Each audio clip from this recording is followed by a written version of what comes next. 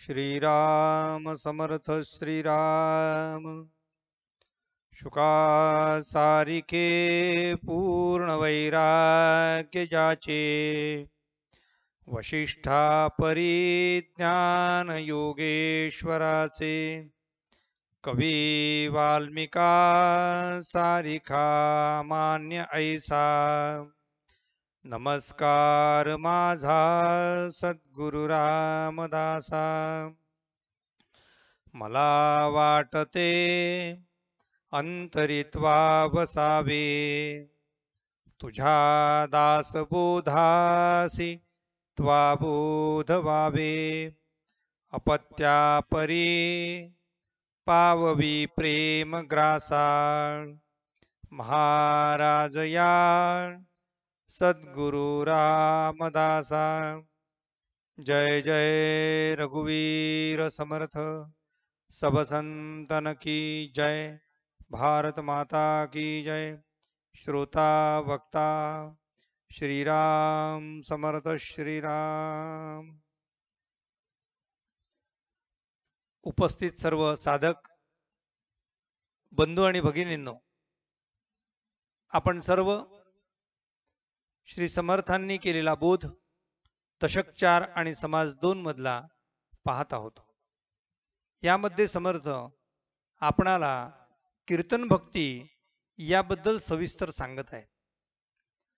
समर्थांनी ओवी क्रमांक 21 मध्ये काय म्हटलंय त्याचा विचार करूया। श्रीराम समर्थ श्रीराम। करावे वैराग्य रक्षण, रक्षावे ज्ञानाचे लक्षण। परमदक्ष विचक्षण, सर्वही सांभाळी श्रीराम। कीर्तन ऐकता संदेह पडे, सत्य समाधान ते उडे।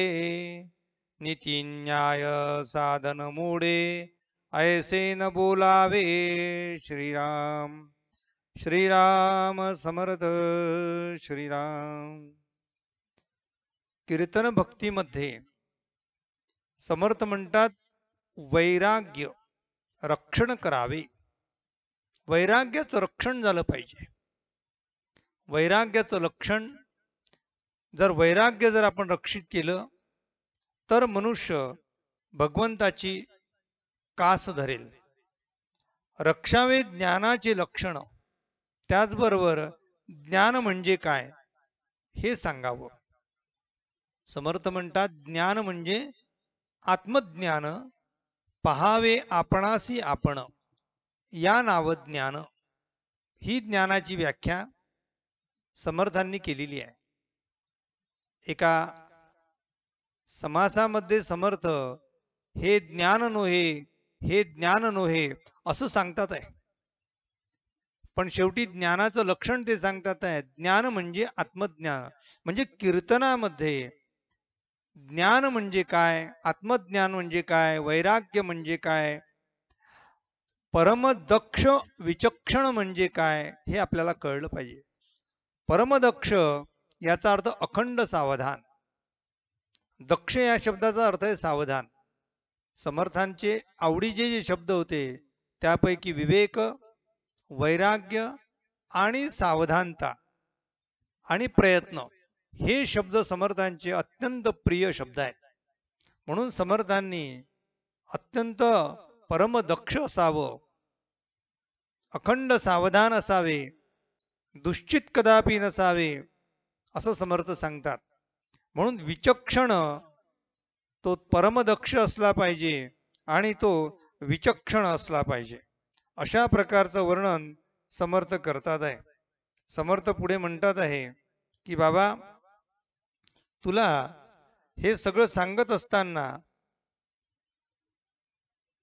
तू कीर्तन करत असताना मात्र या गोष्टी सर्व सांभाळ, सर्वही सांभाळी, या गोष्टी सांभाळ, याचं रक्षण कर, श्रोत्यांना या गोष्टी ऐकव।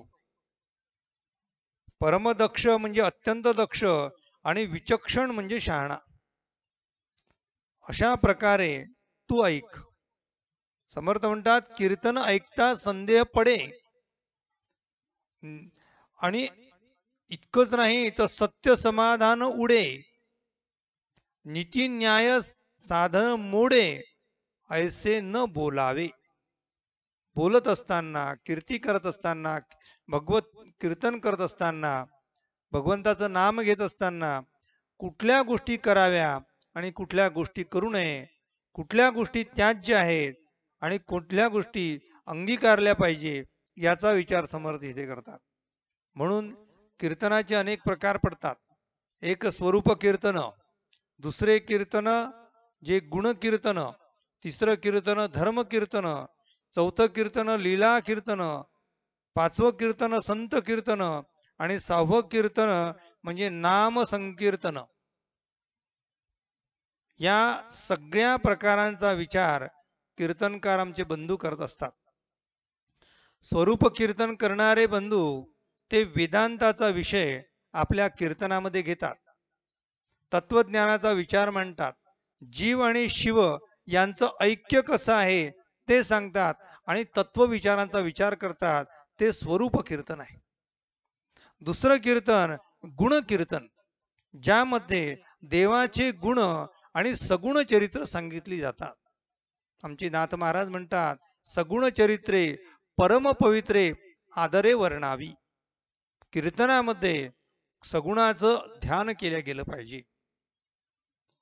धर्म कीर्तन, यामध्ये धर्म म्हणजे काय, धर्माचं लक्षण कोणतं, धर्म कसा रक्षिला जातो, या सगळ्या गोष्टीचा ओहोपोह या कीर्तनामध्ये केला जातो. त्याला धर्म कीर्तन म्हणतात. आम्ही त्याला कर्तव्य कीर्तन म्हणू. कुठली गोष्ट कोणी करावी. लीला कीर्तन असाही एक कीर्तनाचा प्रकार आहे. या लीला कीर्तनामध्ये बहुधा काल्याचं कीर्तन केल्या जाते. भगवंताच्या विविध प्रकारच्या लीला, त्यांच्या खोड्या, त्यांच्या गमती, या सगळ्या त्यामध्ये सांगितल्या जातात आणि शेवटी काला करून मोठा आनंद आम्ही मिळवतो. आणि काला म्हणजे काय, प्रत्यक्ष भगवंताकडून प्राप्त झालेलं भक्तिरूपी अमृत आहे, ते आम्हाला मिळते आहे. पुढे म्हणतात आहे संत कीर्तन, ज्यामध्ये संतांची चरित्र लावली जातात. पूर्वरंगामध्ये अभंग संतांचा घेतला जातो, उत्तर रंगामध्ये त्याचा विचार केला जातो संत चरित्राचा, त्यांची स्तुती केली जाते, त्यांच्या कार्यावर प्रकाश टाकला जातो. अशा संतांच्या महान कार्याचा उल्लेख या संत चरित्रामध्ये होतो, संत कीर्तनामध्ये होतो. आणि पुढे नाम संकीर्तन, याचा अर्थ जिथे नामाला महत्व दिले जाते. नाचू कीर्तनाचे रंगी, ज्ञानदीप लावू जगी, सर्व सांडूनी माझ्याई, वाचे विठ्ठल रखुमाई, वाचे विठ्ठल रखुमाई. रखुमाई ज्ञानोबा तुकाराम महाराजांनी या आपल्या कीर्तनामध्ये भगवंताचं नाम घेतलं आणि नामाचं महत्व सांगितलं. जिथे जिथे भगवंत आहे तिथे तिथे नाम आहे, म्हणून नामाचं महत्व दिलेलं आहे. अशा प्रकारचे विविध प्रकारचे कीर्तन आहेत. एक लक्षात घेण्यासारखं आहे, भाषण असो, व्याख्यान असो, प्रवचन असो, कीर्तन असो, या सगळ्या गोष्टी जेव्हा आपण करत असतो, ते करत असताना भगवंताचं स्मरण महत्वाचं आहे. असं म्हणतात, सततम कीर्तयंतो माम, सदैव कीर्तनाचं चिंतन केल्या जाते. सततम कीर्तयंतो माम, हे जर चिंतन केल्या गेलं तर भगवंत आम्हाला प्रसन्न होईल. समर्थ म्हणतात आहे की कुठल्या गोष्टी सेव्य आहेत आणि कुठल्या गोष्टी वर्ज्य आहेत, याचा विचार आम्ही केला पाहिजे. सेव्य म्हणजे ज्या घ्याव्यात आणि वर्ज्य याचा अर्थ त्या गोष्टी आपण त्यागाव्यात. समर्थांनी याचा उल्लेख इथे केलेला आहे. उभी क्रमांक 23 वर पाहू. श्रीराम समर्थ श्रीराम सगुण कर्थाया नाव कीर्तन. कीर्तन म्हणजे काय याची व्याख्या समर्थांनी या एका ओळीतच केली आहे, एका चरणात केली आहे. ते म्हणतात आहे सगुण कथा या नाव कीर्तन. आणि अद्वैत म्हणजे निरूपण. आम्ही ग्रंथांचं निरूपण करतो आणि सगुण चरित्र सांगतो म्हणजे कीर्तन करतो. कीर्तन म्हणजे कीर्ती वर्णन करणे. कीर्तन या शब्दामध्ये कीर्ती हा शब्द आहे. आणि जेव्हा भगवंताची कीर्ती वर्णल्या जाते तेव्हा ते कीर्तन होते. आणि ते कशाची कीर्ती वर्णल्या जाते तर ती सगुणाची कीर्ती वर्णल्या जाते. म्हणून या वर्णनानंतर आम्ही जर समजा अद्वैताकडे गेलो, कारण शेवटी ब्रह्म सत्य जगन मिथ्या जीवो ब्रह्मैव ना परहा, जीव हा परब्रह्मच आहे हे आम्हाला माहीत झाल्यामुळे आता आम्हाला अद्वैताकडे वळावं लागेल. अद्वैत, द्वैत म्हणजे दोन, भगवंत आणि भक्त दोन आहेत, सद्गुरू आणि शिष्य दोन आहेत, माया आणि ब्रह्म दोन आहेत, जीव आणि शिव दोन आहेत. हे सगळे दोन दोन सोडून द्यायचं. हे सगळं संपणार आहे. दोन दोन नाहीच आहे. ते दिसते आहे. माया दिसते, ब्रह्म दिसत नाही. त्याप्रमाणे शेवटी ब्रह्म एकच आहे. याचं नाव आहे अद्वैत. द्वैत नाही, दोन नाहीत. भास ज्याला म्हणतात त्याला माया आहे. आकाशातील चंद्र जेव्हा अनेक जमिनीवर ठेवलेल्या पात्रांमध्ये, त्या पाण्यांमध्ये, त्या पात्रांमध्ये पाणी भरून ठेवलेलं आहे आणि आकाशामध्ये एक चंद्रो जगत चक्षुर, आकाशात एकच चंद्र आहे. तो एकच चंद्र आम्हाला पाण्यांमध्ये, वेगवेगळ्या भांड्यामध्ये ठेवलेल्या पाण्यामध्ये आम्हाला विविध प्रकारचे चंद्र दिसतात आहे. याच्यात पाहिला तर लहान चंद्र दिसतो, त्याच्यात वेगळा चंद्र दिसतो, याच्यात चंद्र वेगळा दिसतो. ते पाणी हल्लं तर चंद्र हल्ल्यासारखं वाटतो. आता खरं सांगा, त्या पाण्यामध्ये चंद्र आहे का? पण त्या पाण्यात चंद्र नसताना सुद्धा आम्हाला ते पाण्यामध्ये चंद्र दिसतो आहे. याचा अर्थ ते सत्य नाही आणि असत्यही नाही. म्हणून आद्य शंकराचार्यांनी त्याला सुंदर शब्द वापरलाय, मिथ्या. आणि मिथ्या म्हणजे भ्रम. म्हणून भ्रम जाऊ द्या आणि भगवंताला स्मरण करा. या भ्रमाला जर आम्ही सोडलं तर अद्वैत आमच्या जवळ येईल. अद्वैत या शब्दाचा अर्थ ज्यामध्ये द्वैत नाही, दोन नाही, भगवंत एक आहे. यापेक्षाही अधिक चांगलं आपल्याला सांगता येईल, जो एक आहे तो भगवंत आहे. या जगात सगळ्या गोष्टी अनेक आहेत. सगळ्या गोष्टी, माणसं अनेक आहेत, घरं अनेक आहेत, बुद्धी अनेक आहेत, झाडं अनेक आहेत, फुलं अनेक आहेत. इतकं कशाला? चंद्र अनेक आहे, सूर्य अनेक आहे, पृथ्वी अनेक आहेत, अनेक गोष्टी आहेत. या एकापेक्षा अनेक खूप आहेत. एक काय आहे? या जगात एक काहीच नाही. जो एक आहे त्याचं नाव भगवंत आहे. म्हणून सबका मालिक एक आम्ही जे वचन वापरतो, आमचे संत साईबाबा महाराज हे नेहमी म्हणायचे, सबका मालिक एक. सबका मालिक एक याचा अर्थ सगळे भगवंताचे लेकरे आहेत. या पृथ्वीवर जन्मलेले नाही तर या जीवसृष्टीमध्ये सगळे जे जीव आहे ते भगवंत सोडून काहीच नाही आहेत. आम्ही आमच्या सीमा आम्ही संकुचित केलेल्या आहेत. त्या संकुचित असलेल्या सीमा विस्तारपूर्वक करणे, त्या संकुचित असलेल्या सीमांना आपण सोडून असं आपलं मन विशाल करणे, याचंच नाव अध्यात्म आहे. अध्यात्मामध्ये व्यापकता आहे आणि संसारामध्ये संकुचितपणा आहे. म्हणून आमची माऊली म्हणते आहे की बाबा तू एक नाही, तू तू इतका विशाल आहे, तुझं मन खूप मोठं आहे, ते मन मोठं कर. मोठं कर म्हणजे किती कर? ते इतकं विशाल कर की त्या विशालामध्ये सगळे जग, सगळं ब्रह्मांड बसलं पाहिजे. मन करारे प्रसन्न सर्व सिद्धीचे कारण, तुकोबारायांचं वचन आहे. ते मन मोठं करता आलं पाहिजे. ते मन संकुचित करायचं नाही, मोठं करायचं आहे. अयम निजहा परोवेती गणना लघुचेतसाम उदार चरिता नामतू वसुधैव कुटुंबकम. ही संपूर्ण वसुधा जी आहे म्हणजे पृथ्वी आहे, ते माझं कुटुंब वाटलं पाहिजे. एवढं माणसाला मन मोठं करता आलं पाहिजे. हे विश्वचे माझे घर म्हणजे मन किती मोठं व्हावं रे.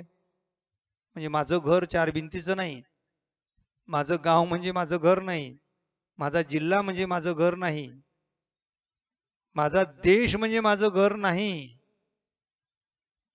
ते म्हणतात हे विश्वची माझे घर, विश्व म्हटलंय, हे संपूर्ण विश्व माझं घर आहे. ऐसी मती दयाची स्थिर, किंबहुना चराचर आपणची जाहला. या जगातील चर आणि अचर सगळं मीच आहे असं हळूहळू जाणू लागेल. इथे अद्वैत तत्वज्ञान सुरू झालं. म्हणून ब्रह्मसत्य जगन मिथ्या, ब्रह्म सत्य आहे आणि हे जग दिसणार आहे ते मिथ्या आहे, आणि त्याच्यात जे चैतन्य आहे ते सर्व एक आहे. आमच्या घरामध्ये असलेले विविध प्रकारचे लाईट्स आहेत, काही मून लाईट आहे, काही ट्यूब लाईट आहे, काही मर्क्युरी आहेत, अनेक गोष्टी त्या इलेक्ट्रिकवर चालतात. ह्या सगळ्या चालत असताना त्यातली वीज जर निघून गेली तर सगळ्या गोष्टी जिथल्या तिथे बंद पडतात. पंखा असतो पण फिरत नाही, मिक्सर असतो पण चालत नाही, वॉशिंग मशीन असते पण पाणी फेकत नाही, लाईट्स असतात पण लागत नाहीत. का लागत नाही? आपण घरात जाऊन पाहतो की अरे आपली लाईन गेली, लाईन कुठे गेली, जाऊन पाहिल्या जाते आमचा फ्यूज गेला का, फ्यूज काढून पाहिला फ्यूज आहे तरी लाईन नाही, काय झालं बुवा? मग लोक म्हणतात की नाही, मग त्याच्या मुख्य केंद्रावरून ती गेली असेल, डीपी येऊन पाहावं लागेल, पॉवर स्टेशनवर जावं लागेल, पॉवर हाऊस ठरवावं लागेल. तसा आमच्या सगळ्यांचा पॉवर हाऊस भगवंत आहे. त्यांनी त्याची पॉवर काढून घेतली की सगळं जिथल्या तिथे राहते. जितनी चाबी भरी रामने उतना चले खिलोना. त्या भगवंतानी आम्हाला जितकी चाबी भरली आहे तेवढंच आम्ही चालू शकतो. आम्ही त्याच्या हातातलं खेळणे आहोत. आमच्यामध्ये जे काही सामर्थ्य दिसते आहे ते सामर्थ्य सुद्धा भगवंताचं आहे. म्हणून भगवंताखेरीज जगात काहीच नाही आहे. आणि जे दिसते तुम्हाला यत दृष्टम तन्नष्टम, जे डोळ्यांनी दिसते ते नष्ट होणार आहे. आणि आमचं प्रेम कोणावर आहे? जे डोळ्यांनी दिसते त्याच्यावर आहे. म्हणून या डोळ्यांच्याही पलीकडे जे दिव्य दृष्टी असते तो भगवंत आम्हाला दिसला पाहिजे. म्हणून त्यासाठी अद्वैत, द्वैतामध्ये रमतात लोक, रमावं पण शेवटी या द्वैतातून आम्हाला अद्वैताकडे जाता आलं पाहिजे. सगुणामध्ये लोक रमतात, रमावू नये का? रमावं, पण ते पहिली पायरी आहे. पण उच्च शिक्षण कोणतं आहे? तर अद्वैत हे उच्च शिक्षण आहे. म्हणून समर्थ इथे म्हणतात आहे की ऐक बाबा, सगुण कथा या नाव कीर्तन, अद्वैत म्हणजे निरूपण, सगुण रक्षुण निर्गुण बोलत जावे श्रीराम. समर्थांनी किती काळजी घेतली आहे श्रोत्यांची आणि वक्त्यांची. वक्त्यांना सुद्धा इथे सूचना दिली आहे, बोलत असताना सगुण रक्षण करावं. सगुणाला तुम्ही अव्यय करता येणार नाही. सगुणाचे आधारे निर्गुण पाहिजे निर्धारे. आम्हालाही कळते, समर्थ म्हणतात की सगुणामध्ये नुसतं रमता येणार नाही, सगुणातून पुढची पायरी आमची निर्गुण आहे. लहानपणी पहिल्या वर्गात दुसऱ्या वर्गात जेव्हा गणित शिकवल्या जाते त्यावेळेस हातात पाटी घेतल्या जाते. त्या पाटीच्या बाजूला असे छोटे छोटे बार असतात. त्या बारांमध्ये वेगवेगळे मणी असतात. पहिल्या बारामध्ये 1 मणी, दुसऱ्या ह्याच्यात 2 मणी, तिसऱ्या ह्याच्यात 3 मणी, चौथ्या 4 मणी, असे 10 बारमध्ये 10 त्या मणी असतात. मग मुलं घरी बसून जेव्हा गणित शिकतात तेव्हा गुरुजी म्हणतात पाटी हातात घे. तो पाटी हातात घेतो आणि पाटी हातात घेतल्यानंतर 1 आणि 2 किती? ते म्हणतात 1 आणि 2 किती आहे? तो मुलगा आपल्या चेहऱ्याकडे पाहतो गुरुजींच्या, त्याला काहीच येत नाही.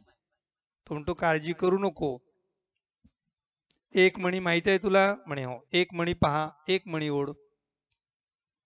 पलीकडच्या दुसऱ्या बारातले 2 मणी घे आणि सगळे मणी मोज. मग 1 आणि 2 किती झाले? 3 झाले. म्हणजे तिसरा बार 3चा आला.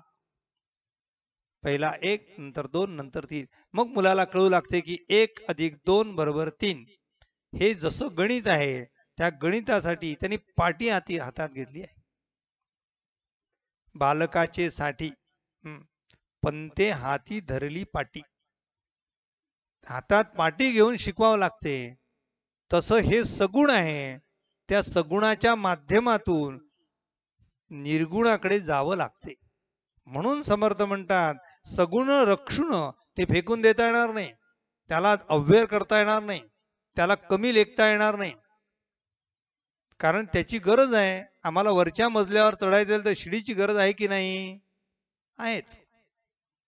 पण एकदा त्या वरच्या मजल्यावर जाऊन पोचलो तर सगुण रक्षण केलेलं आहे आणि पुढे निर्गुण बोलत गेलेले आहे. म्हणून समर्थ म्हणतात असो वक्ता वक्तृत्वाचा अधिकार, अल्पासनकडे प्रत्युत्तर, वक्ता पाहिजे साचार, अनुभवाचा श्रीराम, सकल रक्षुण ज्ञान सांगे, जेणे वेदाज्ञा न भंगे, उत्तम सन्मार्ग लागे, प्राणी मात्रासी श्रीराम. कुठे काय करावं हे कळलं पाहिजे. आम्ही देव मंदिरामध्ये आहोत.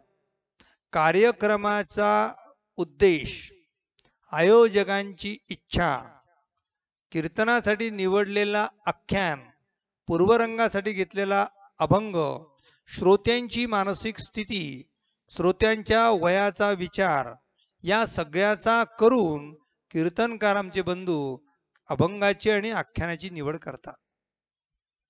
ती जर गोंधळ झाला तर कीर्तनाला अर्थ राहत नाही. अधिकार हा शब्द इथे आलेला आहे. असो वक्तृत्वाचा अधिकार, तसा श्रोत्यांचा अधिकार असतो आणि वक्त्याचाही अधिकार असतो. अधिकार या शब्दाचा अर्थ त्याची ती योग्यता. वर्ग पहिलीच्या विद्यार्थ्याला शिकवण्यासाठी PhD माणसाची गरज नाही. किंवा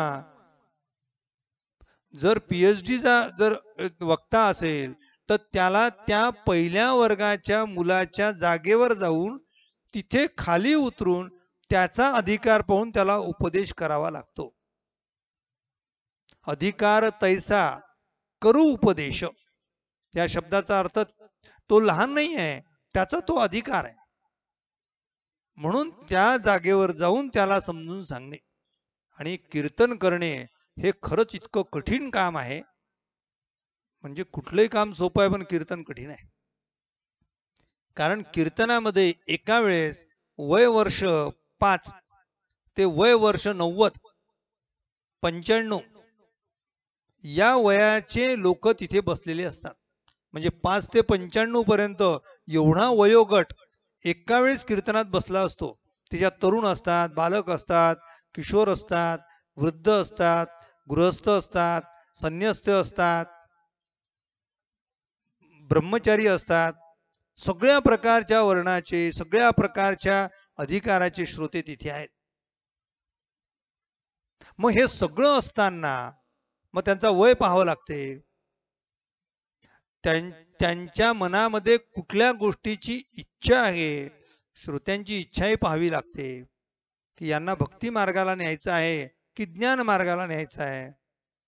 मग सगळ्या प्रकारचे जर लोक येत असतील तर त्या सगळ्या लोकांना सगळ्या प्रकारची मेजवानी देण्याचं काम आमचे कीर्तनकार बंधू करतात.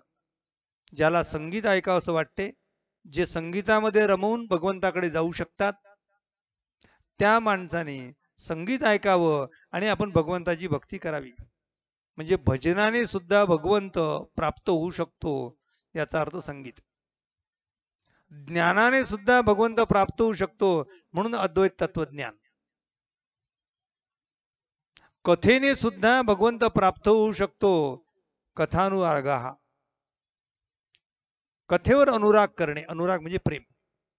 रागाला विरुद्धार्थी शब्द आहे राग आणि प्रेम, तर त्याला अनुराग हा शब्द आहे. प्रेमाला अनुराग म्हणतात. पुढे आपण वेगवेगळ्या अनुरागाचा विचार करणार आहोत. पण इथे मात्र समर्थ म्हणतात की वक्तृत्वाचा अधिकार, अल्पास नगडे प्रत्युत्तर. आपल्याला वक्त्याला प्रश्न जर कोणी विचारला तर उत्तर द्यायला वेळ लागता कामा नये. वक्ता पाहिजे साचार. साचार हा शब्द लक्षात ठेवावा. साचार म्हणजे स आचार, म्हणजे आचार पासून आचार्य शब्द झालेला आहे. जो आचरण करतो त्याला आचार्य म्हणतात. म्हणून आचार्य म्हणून साचार. वक्ता पाहिजे साचार अनुभवाचा, त्याने अनुभवाने सगळं सांगावं.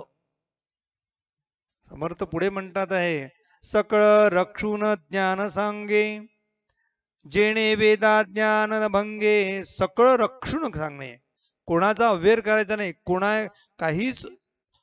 काहीही जगात तुच्छ नाही, कोणतीही गोष्ट कनिष्ठ नाही. मग काय आहे, सकल रक्षून ज्ञान सांगे, सगळं रक्षण करा आणि ज्ञान सांगा. ज्या ज्ञानाने वेदाज्ञाचा भंग होणार नाही याची काळजी घ्या. म्हणून समर्थाचा उत्तम सन्मार्ग लागे प्राणी मात्रांशी. ही सगळ्यात महत्वाची मेक आहे. उत्तम सन्मार्ग लागे. ज्या भगवत भक्तीने, ज्या कीर्तनाने आम्हाला सन्मार्ग मिळतो ते श्रेष्ठ कीर्तन आहे. कीर्तनाचे जरी विविध प्रकार आपण आता पाहिले तरी सुद्धा ज्या कीर्तनामधून आम्हाला सन्मार्ग मिळतो ते कीर्तन श्रेष्ठ. म्हणून प्राणी मात्रांशी सगळ्यांना त्या कीर्तनामध्ये चांगला मार्ग भेटला पाहिजे. असोघे सकल सांडून, सांडून म्हणजे सोडून, करावे गुणानुवाद कीर्तन. या नाव भगवत भजन दुसरी भक्ती श्रीराम. समर्थ म्हणतात आहे, गुणानुवाद कीर्तन, भगवत भजन या नाव कीर्तन. कीर्तनाचा फायदा असा आहे, श्रोत्यांनी जर श्रवण भक्ती केली आणि कीर्तनाकारांनी जर कीर्तन भक्ती केली तर ज्याप्रमाणे मला भरपूर मिळालेलं आहे, आता माझ्याजवळचं जे आहे ते वाटल्याशिवाय मला करमत नाही, सांगितल्याशिवाय राहवत नाही. एखाद्याच्याकडे एखाद्या मुलीचं लग्न ठरलं असेल तर ती बाई शेजारचीला बोलावते, तिला जवळ बसवते, इकडच्या तिकडच्या गप्पा काढते आणि हळूच आपली गोष्ट सांगते. अगं बाई, असं असं आहे की आमच्या मुलीचं लग्न ठरलं. मग तिच्या जवळ जर एखादी गोष्ट अशी असेल की जी सांगितली पाहिजे, ती सांगितल्याशिवाय राहत नाही. तो आनंद आहे, तो सांगितला पाहिजे, तो वाटला पाहिजे. तसं ते ज्ञान आहे, ते घेतलं पाहिजे आणि वाटलं पाहिजे. घेण्याचं काम श्रोता जरी करत असेल तरी वाटण्याचं काम कीर्तनकार बंधू करत असतात. का करतात? कारण ते कीर्तन त्यांना आनंद झालेला आहे. म्हणून ये हृदयीचे ते हृदयी ओतिले. मला जे कळलं आहे ते तुम्हाला कळलं पाहिजे, अशी तळमळ जेव्हा निर्माण होते. म्हणून साचार शब्द वापरलाय. मला अनुभव आलाय, मी एकटा अनुभव घेणार नाही. आम्ही पंक्तीला बसताना सगळे जेवायला बसवतो आणि घास घेण्याच्या अगोदर सगळ्यांना घास घेऊ देतो. सगळे जेवायला बसले, तो जेव्हा गोपालकाला होतो, सगळे जण जेवतात आणि आनंद म्हणतात की खूप आनंद आला. आज मोतीचूरचे जे लाडू आहे ते अप्रतिम झाले. हा जो आनंद आहे जो सगळ्यांना मिळाला, तसा कीर्तनाचा भाग आहे. कीर्तनकारांना जो आनंद मिळालेला आहे तो त्यांच्या पुरता ते वाटत ठेवत नाही, तर ते सगळ्यांना वाटतात. वाटिकेमध्ये, वाटिकाच का म्हणतात, त्या बगीच्याला वाटिका म्हणतात. अनेक फुलं असतात, सुगंध असतो, ते वाटत फिरतात, सगळ्यांना वाटत फिरतात. तशी ही आमची कीर्तनाची वाटिका म्हणजे कीर्तनाचा आनंद सर्वांना वाटणेच आहे. म्हणून समर्थ म्हणतात की याला दुसरी भक्ती म्हणतात. बाबा, ती मनापासून करा आणि कीर्तन करत असताना हे मात्र विसरू नका की त्या कीर्तनामध्ये तुमच्याजवळ काही क्वालिटीज असल्या पाहिजे. आणि ती पहिली कोणती क्वालिटी आहे, ती कोणती त्यांच्याजवळ अर्हता आहे, तर तो भाव आहे. उच्च कोटीचा भाव भगवंताजवळ ठेवून आणि भगवंताचं स्मरण करून कीर्तन करणे. मन ठेवून ईश्वरी, समर्थांचंच वचन आहे. मन ठेवून ईश्वरी, जो कोणी हरी कथा कीर्तन करी, तोची एक संसारी धन्य झाला. इतरांना धन्य करण्यासाठी नुसतं कीर्तन नाही आहे, मन ठेवूनही ईश्वरी. माझं मन ईश्वराकडे ठेवायचं आहे. नुसतं बाह्य म्हणजे बहिर्मुक्ता ठेवून कीर्तन करता येणार नाही. कीर्तनकार अष्टावधानी असला पाहिजे. कीर्तनकारांना संगीताकडे लक्ष द्यावं लागते, स्वराकडे लक्ष द्यावं लागते, तालाकडे लक्ष द्यावं लागते, वक्तृत्वाकडे लक्ष द्यावं लागते, पाठांतराकडे लक्ष ठेवावं लागते, श्रोत्यांकडे लक्ष ठेवावं लागते. सगळ्यांना आपल्यामध्ये धरून ठेवावं लागते. या सगळ्या गोष्टी करण्यासाठी त्याच्याजवळ काही गुण असले पाहिजे. सोपं नाही आहे. लहानापासून तर मोठापर्यंत सगळ्यांना धरून ठेवणे फार कठीण काम आहे. म्हणून ते मोठे साधक आहेत. नुसते साधक नाही तर ते कीर्तनकार बंधू हे महंत आहेत. म्हणून महंतांनी सतत अभ्यासामध्ये असलं पाहिजे. माझं जे जुनं आहे ते कायम ठेवून पुढे अजून अभ्यास झाला पाहिजे. आहे तितके जतन करावे, पुढे आणिक मिळवावे. या शब्दाचा अर्थ असा आहे की बा माझ्याजवळ जे पैसे जमा आहे ते जतन करावं आणि पुढे अजून पैसे मिळवावे असा अर्थ घ्यायचा नाही. इथे आहे ते जतन करावे म्हणजे जे आमच्याजवळ पाठांतर आहे, ज्ञान आहे, अभ्यास आहे तो आम्ही आमच्याजवळ दृढ ठेवला पाहिजे. तांब्याचं भांड ज्याप्रमाणे रोज त्याच्यावर हात फिरवावा लागतो नाहीतर ते स्वच्छ दिसत नाही, मळकं होते, तसं हे जे ज्ञान आहे ते ज्ञान रोज स्वच्छ करावं लागते. त्याच्यावर आलेली अग्नीवर जरी धूळ बसली असेल त्या निखाऱ्यावर ती राग बसते आणि तो सुद्धा थोडासा म्हणजे अप्रकाशित होतो. त्याचं जे तेज आहे थोडंसं ते मंदावते. तेव्हा काय केलं जाते, त्याच्यावर फुंकर घातल्या जाते. ती फुंकर घातली की तो अग्नी आहे तो बिलकुल एकदम तेजस्वी होतो. तसं ज्ञान आहे, ते ज्ञान नुसतं ठेवून चालायचं नाही, ते ज्ञानाला रोज फुंकर घालावी लागते. पाठ पुन्हा उजळावे लागतात, रोज पाठांतर करावं लागते आणि जे जुनं आहे ते पुन्हा पुन्हा म्हणावं लागते. एकेका कीर्तनाचे 40-40, 50-50 पद सिक्वेन्सली पाठ असतात आणि जर ते महिनाभर वर्षभर जर कोणी त्याला हातच लावला नाही तर वेळेवर कागद ठेवावे लागतात. म्हणून कीर्तनकारांनी आपल्याजवळ जर जे ज्ञान आहे ते उजळून ठेवा आणि रोज नवीन कलेक्शन त्यात करत राहा. कारण वय माणसाचं वाढलं की पाठांतर शक्ती कमी होते. म्हणून कमी वयातच जास्तीत जास्त पाठांतर करा. समर्थांनी याची फार काळजी घ्यायला सांगितलेली आहे. समर्थ म्हणतात आहे की असं करा, श्रीराम समर्थ श्रीराम, कीर्तने महादोष जाती, कीर्तने होये उत्तम गती, कीर्तने भगवत प्राप्ती, यदर्थी संशय नाही श्रीराम, कीर्तने वाचा पवित्र, कीर्तने होये सत्पात्र, कीर्तन हरी कीर्तने प्राणी मात्र, सुशील होती श्रीराम, कीर्तने अव्यवस्था घडे अव्यग्रता घडे, कीर्तने निश्चय सापडे, कीर्तने संदेह उडे, श्रोतभक्त यांचा श्रीराम. समर्थ म्हणतात कीर्तनाने काय काय होऊ शकते, तर कीर्तने वाचा पवित्र, भगवंताचं नाम घेतलं की वाचा पवित्र होते. भगवंताचं दर्शन घेतलं की डोळे पवित्र होतात. भगवंताचं भजन ऐकलं की कान पवित्र होतात. भगवंताच्या तीर्थयात्राला गेलं तर पाय पवित्र होतात. भगवंताची पूजा केली की हात पवित्र होतात. म्हणून आमच्या इंद्रियांना पवित्र करण्यासाठी कीर्तने वाचा पवित्र, बोलणाऱ्यांची वाचा आणि ऐकणाऱ्यांचे कान हे दोन्ही पवित्र होतात. कीर्तने होय सत्पात्र, तो योग्य होतो. भगवत भक्ती करण्यासाठी योग्यता त्याच्यामध्ये निर्माण होते. बोलत असताना तो सदैव आत्मचिंतन करत असतो, आत्मपरिवर्तनाचा विचार करतो, आत्मनिवेदन करतो आणि स्वतःचं स्वतः परीक्षण करतो की आपण बोलतो आहोत, या बोलण्याला आणि माझ्या वागण्यामध्ये काही बदल आहे का. म्हणून कीर्तनकार भक्तीच करतोय. आणि श्रोते पण भक्ती करतात आहे.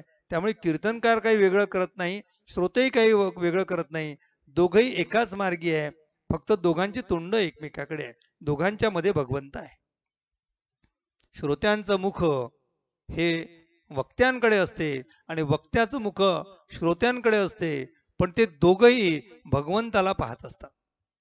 त्या भगवंताचं गुण गात असतात. तो भगवंत जर बाजूला केला तर हा गोंधळच आहे. मग हा गोंधळ करायचा नाहीये, तो भगवंताला मध्ये ठेवायचा आहे आणि त्या भगवंताचा आनंद, भगवंताची प्राप्ती करायची आहे. तुम्ही श्रोत्यांनी जितके जितके जवळ कीर्तनकारांकडे याल तितके कीर्तनकार जवळ जातील आणि शेवटी भेट कोणाची होईल? मध्ये भगवंत आहे, त्या भगवंताची भेट होईल. म्हणून समर्थ म्हणतात, हरी कीर्तने प्राणी मात्र सुशील होती. सुशील म्हणजे चांगले होतात. कीर्तने अव्यग्रता घडे, कीर्तने निश्चय सापडे. काय पाहिजे ते मिळून जाते. कीर्तने संदेह उडे, आपल्या मनामध्ये वेगवेगळे संदेह आहेत, संशय आहेत, त्याचा सगळं छेद होतो. आणि कुणाचा? श्रोतया वक्तयाचा, वक्त्याचा आणि श्रोत्यांचा दोघांचाही. म्हणून चांगल्या वक्त्याकडनं ऐकलं पाहिजे. उत्तम वक्ता म्हणजे हजारो ग्रंथांचा साठा. कारण त्यांनी अनेक ग्रंथ वाचले असतात. एखाद्या वक्त्याचं एक प्रवचन तासभराचं ऐकणं म्हणजे त्यांनी जे 10 पुस्तकं वाचली आहे त्या 10 पुस्तकाचं सहजतेने आपल्याला वाचन होणं आहे. म्हणजे त्यांनी 10 तास खर्च केले असेल, आम्हाला फक्त अर्धा तास खर्च करावा लागतो. बोलणाऱ्याला बोलण्याच्या अगोदर 10 तास अभ्यास करावा लागतो, तेव्हा तासभर बोलल्या जातो. म्हणून ते 10 तासाचा वेळ फक्त तासभरात आपल्याला ते ज्ञान मिळते. म्हणून वक्त्याकडनं आम्ही ऐकलं पाहिजे. म्हणून गुरुमुख श्रवण म्हणून त्याला महत्व आहे. सदा सर्वदा हरी कीर्तन ब्रह्मसुत करी आपण, प्रत्यक्ष नारद तेने नारद होय नारायण. बोल जेत आहे. या कीर्तनामध्ये हे कीर्तनाची गादीच मुळामध्ये नारदांची आहे. नारदांसारख्या कीर्तनकार कोणीच नाही. नारद हे आद्य कीर्तनकार आहे, देवर्षी आहे ते. म्हणून कीर्तनामध्ये कीर्तनकार जेव्हा कीर्तनासाठी उभा असता तेव्हा तो कीर्तनकार उभा नसतो.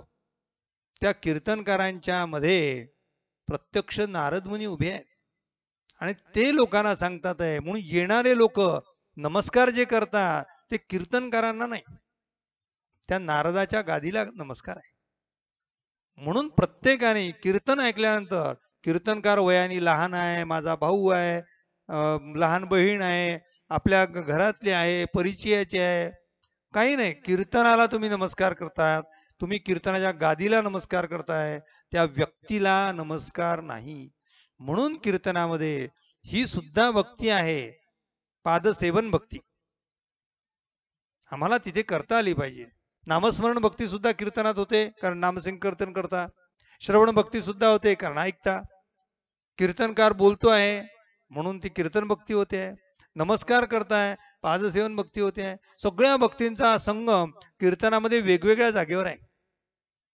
इतकंच कशाला, व्यासपीठावर जी काही रास ठेवली असते, देवतेंचे मूर्त्या असतात, फोटो असतात, त्यांचं पूजन, तिथे सुद्धा आपण अर्चन भक्ती आलीच आहे. प्रत्येक भक्ती कुठे ना कुठे आलेली आहे. म्हणून कीर्तनासारखं आपल्या कलियुगामध्ये उद्धाराचं माध्यम दुसरं नाही. म्हणून कीर्तन आपण ऐकली पाहिजे.